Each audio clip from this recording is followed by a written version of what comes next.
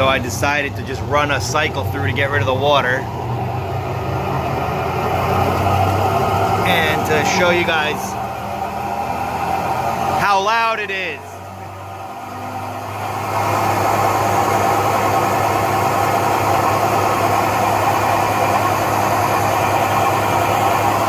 I can't even watch TV in the living room without turning the volume on 100 and still yelling.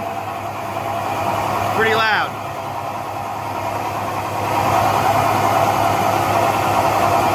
Anyway, I'll get back to the video.